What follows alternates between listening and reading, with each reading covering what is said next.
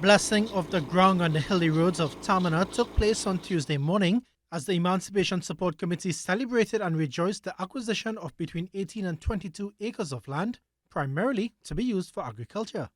In attendance was Warau Kasika Anicia Bermudez Benjamin, Chief of the Santa Rosa First Peoples Ricardo Barrett Hernandez, and member of the Emancipation Support Committee Elder Aquino Moyo.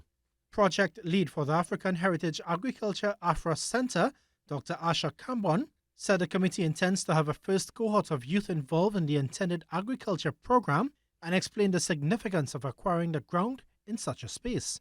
Actually, when we did the walk through the land, we saw old coffee plants, we saw old cocoa plants.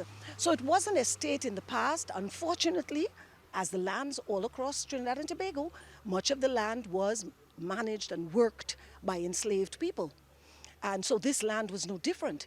And what makes this land even more special, if you want to say that word, is the fact that it's near, it's contingent, it is part of that land where there was that horrific massacre of indigenous people. So for us, it's a very sacred spot. And we want to make sure that it is used with that sacred understanding and that we bring young people here who then can grow. Warau Kasika Anicia Bermudez Benjamin said she believes such an acquisition is more than just an initiative for the Emancipation Support Committee.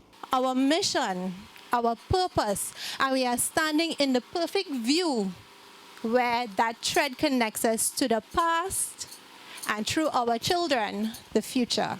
Chair of TNT's National Committee on Reparations, Dr. Claudius Fergus, said he's convinced that such a project could mean a lot more than just engaging youths in agriculture.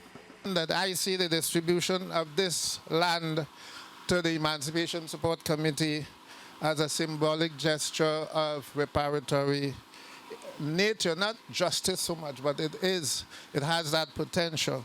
It does not right the historic crime, but it does offer a small window to launch a larger restorative and reparatory project. Dr. Kambon said the land acquisition process was a long journey, with the committee seeking land for almost 10 years when they finally got the nod that there was this land available through the Ministry of Agriculture and the Lands Management Unit. The idea of the project was to be able to build a center that we could bring young people, African children, mainly African young people, I can't call them children, they're young between the ages of 16 and 24, from the communities of what we call the Yoruba village, which is traditionally East Port of Spain, Laventil, Belmont, Mova, the Beetham, to bring those young people here to provide an opportunity for them to learn climate-smart agriculture, but also to transform their own lives.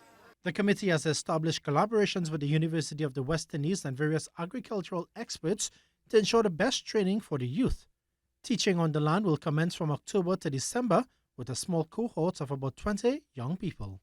Sonolala, TTT News.